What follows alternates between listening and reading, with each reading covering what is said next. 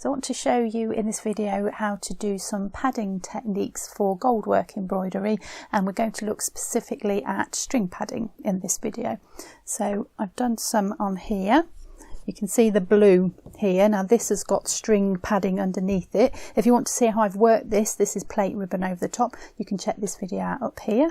And I want to show you how to put the string down so you can do this kind of embroidery on top of it. So the first method I want to show you is with some white string. It is literally parcel string. You can get lots of different types of it.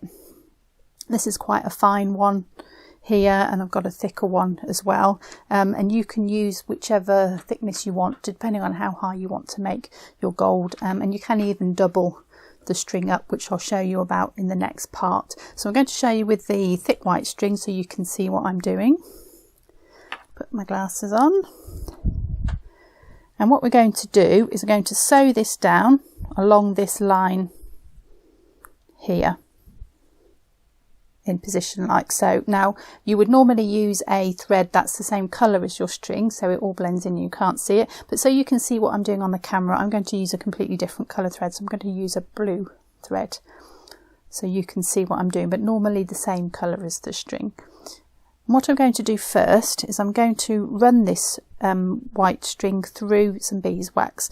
Now this will just help to stick any fibres together, makes it a bit stiff, and you can actually kind of mould it as well. It is quite a thick string to go through the wax, but that's okay. I'm just going to do that end bit. I only want a couple of inches or so, so just going to run the end through. This will make a nice mess of your beeswax.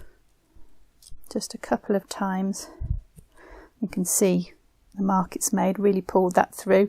I don't want cakes of it on, so if you get a little bit like that you can just rub that off, but it just makes it a bit more wiry and a bit more mouldable. And you especially want to do the end, because the ends are the bits that it can be a little bit tricky. So I'm just going to go the end again through the beeswax, kind of stick it together. And then what I want to do is cut it to length. So we're just doing a straight bit so I can show you the technique. So I'll just lie it on top like so. Get my scissors and make a sharp cut across. Now cut straight across, horizontally across. We don't want any angles for this technique. So got my piece ready to go. I'm going to use this blue cotton to stitch it down. It's a sew all threads, just a normal sewing cotton, but I have doubled it up to make it extra strong. This has got to hold the string down. You're not going to see any of this, so make it strong, double the string, the cotton up. I'll just run this through the beeswax as well. Just gives it a coating, helps to protect it. I'm going to start my knot right out of the way over there, so it's not fighting with it at all. Doesn't matter if I go top to bottom or bottom to top, so I shall start down here, and I'm going to do 2 little starting stitches on that line there, just to hide the end of the thread.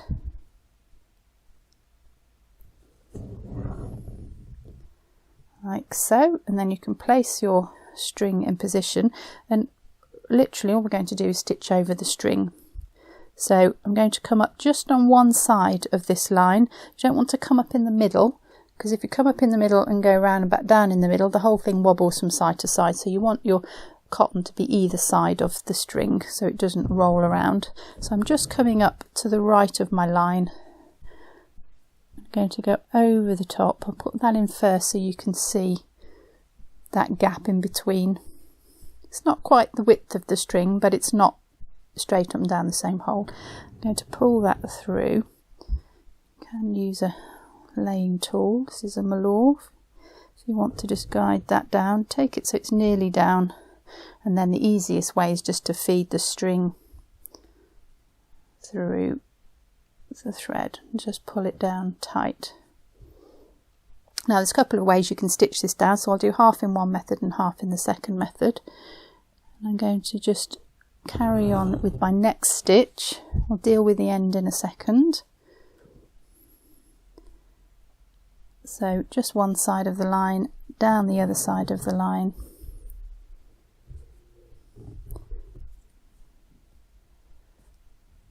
like so. Pull it down nice and tightly. You can see the fabric just pulling there as I tension that up. And I'm going to put one more in, and I'll come back and sort the end out. You can move it out of the way if you want to see where to go back down. I'm going horizontally across the string, no angles here, just straight across it. Pull it down nice and tightly. Right, let's go back and sort the end out. So the best way to do this is to come up right on the end of the string, in the middle, and I'm going to do a vertical stitch into the string. And if you can just come over that first stitch and stab straight down through the middle of the string, and just guide that into place using the malure. And then one more stitch over the top of that, just angling the needle out over the top, angle it in, and that just secures the end so it doesn't start fraying. Just seam guiding that down carefully. That's nice and secure, and then we can carry on up. Now I'm actually going to put one in between each of those first ones. Normally work my way up and come back down and fill in between, which I'll do at the top, but just because I want to show you the end first. Now you can work your way up. So I'm spreading them out first, and then I'll fill in on the way back down. So I'll work up, come back down and fill in between on the way down. So they look a bit wider than they will be. You won't see this string, as I said, so this needs to be nice and secure, so as straight as you can. If you've got a straight line, make it a straight line. Make your padding a straight line.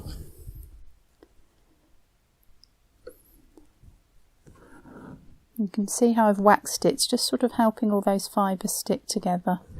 It's not getting fluffy, coming apart.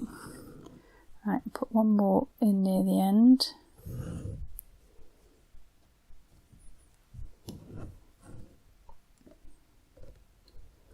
Just guide it down, so coming in from the end. If you're careful, you can get 2 little stitches in. It depends what thickness of string you're using. I like to come just over that last stitch. Let's try 2.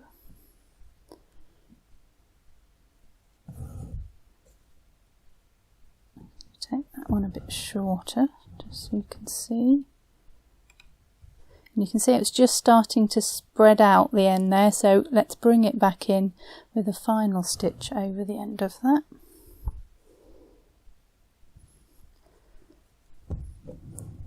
That will just keep it all together, nice, neat finish to the end, so that won't come undone. Then you can come back down, filling in the gaps back towards where you started. Now I did mention there was 2 ways of doing this. You can go straight across your string. You can also go halfway on either side, so I'll show you that now on the way back. So instead of going across the string, I'm actually going to stitch through it, which can help it to not move, keep it a little bit more secure. So halfway to the middle, and then I'm actually going to jump over to the other side and halfway that side. Doesn't really matter which method you use, but if you want to actually stitch through the string rather than over it, if you wanted that little bit of extra security to stop it moving, you can do this method. So halfway,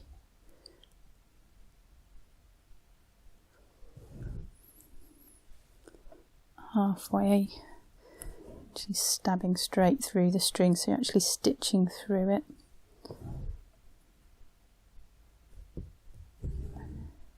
Like so, back to where you started. So you can either just go straight over the whole piece of string, half and half, or you can even do a mixture of both if you want.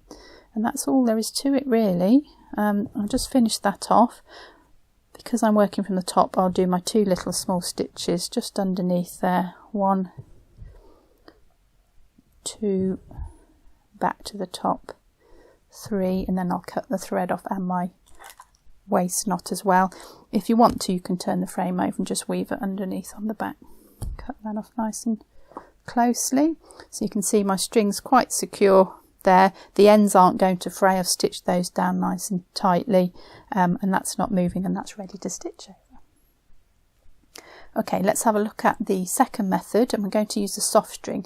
Now this is how it comes in our shop. This is the pack it comes in. You've got some felt and some matching soft string with it, and I'm going to show you how to use this soft string. So this is a cotton, and it's finer than the yellow, but it means you can do more things with it. So you can build up the thickness of it, and you can even narrow it if you want. You can have it wide at one end and narrow at the other end. But I just want to show you the simplest way to put it down in a shape. Now, so I'm going to cut roughly to length. Now I'm going to use a few pieces, so making sure we've got enough to get around the shape. With a little bit extra we can trim that off. So let's go for 3, and what you can do now is you can twist it, and that will tell you how thick it's going to be. It's a good way of just measuring how thick you want that. I'm going to do 4 actually, I think. So let's fold it one more time, twist it up. That's good, happy with that. I'm going to cut that off at the length that I want now. So I've got 4 pieces ready to go. Now you're going to wax this again, so the easiest way to wax it is actually to unfold it, run it through the beeswax like before. Putting quite a good coating on this. Make sure you get the ends as well. So it kind of becomes wiry and a bit sticky. And I had 4, so I know I can fold that in half and in half again.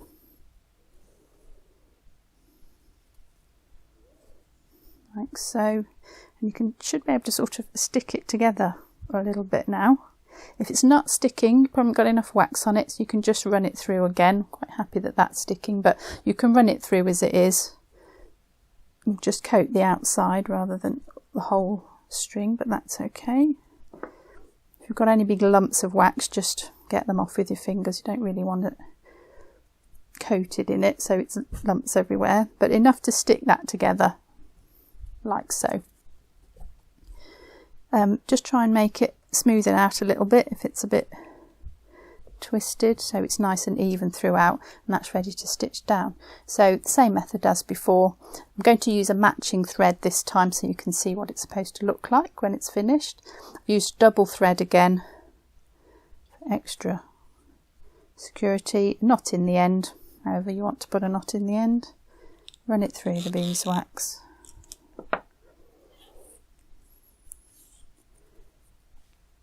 And I'll stick my knot up here this time. That gets cut off, so as long as you just put it out of the way so you're not fighting with it, then that will be fine. If you haven't got anywhere else to start it, just start it ahead of yourself, and as you work towards it you can cut it off. So there's my 2 small starting stitches. Now I know this is a bit longer than I need, so what I can do, just start my first stitch in from the end a little bit, because I'm going to come back and finish the end off. If I just roughly bend it into shape, I've got lots to play with there, so I'm not going to cut the end. I'm going to cut that in a minute. I'm going to put some stitches down first. So up one side of that design line, down the other, so there's a bit of a gap in between. Just usually find it helps just to guide that down a little bit closer first. Feed the end through there, pull it down nice and tightly.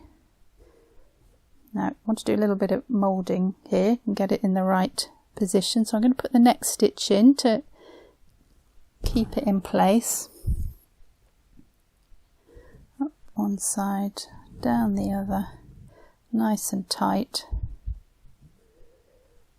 and then we'll come back and do the end.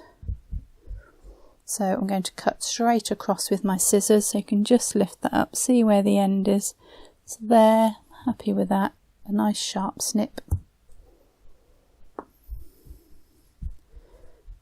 We can come and sort the end out. So this is a little bit finer, I think, than the white, so I'm just going to put 1 stitch in from the end. Use the velour, really handy tool for doing your padding this, just to guide it into place. The ends fray a little bit, so one more stitch over the top of that to bring those back together. Angle that needle in, guide it down nice and carefully. You can put a second one in if you need to, so I think we will, just right on the end there.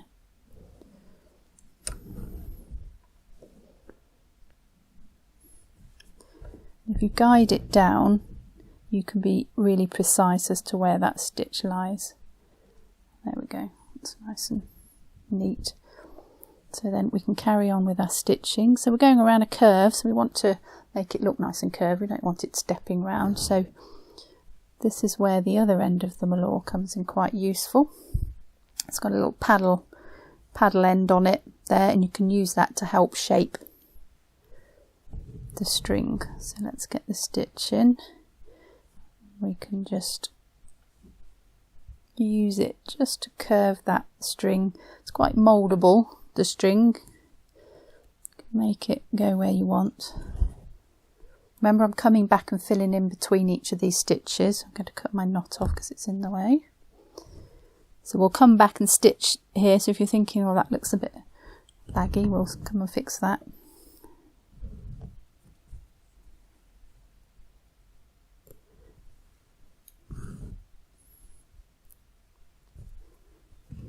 Just work my way up the shape, use the paddle end just to get a nice smooth curve.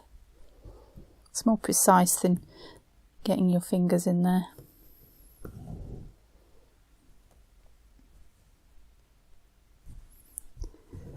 So I'll just work my way up to the top, and then I'll show you the other end again, and then I'll come back down and finish off.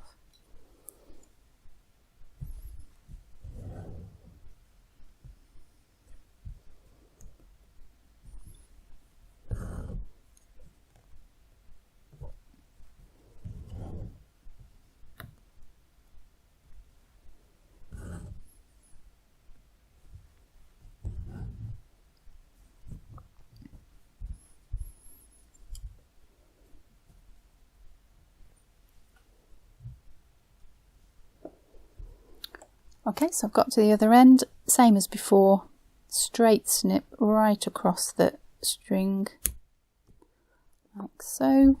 Pull that last stitch down tightly, stitch in from the end. That's frayed quite a bit, but that's okay. We just put a holding stitch over the top of that.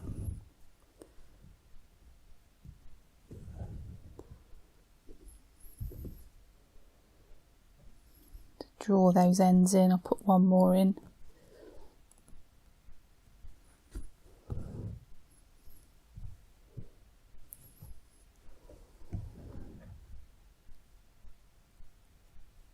Nice and secure, and then back down in between each stitch.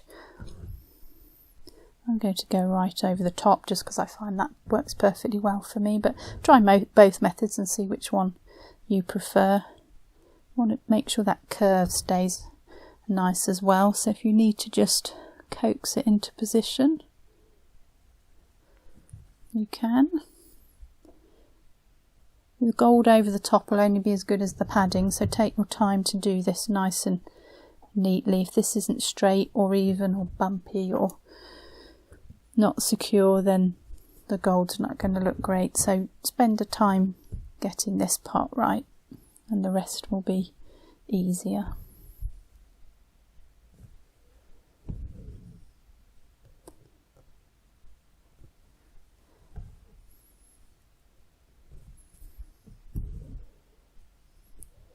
You can still continue to mould it if you need to. If it's sticking up anywhere specifically, you can put another stitch over it, or you can just press it down. There's a little bit there.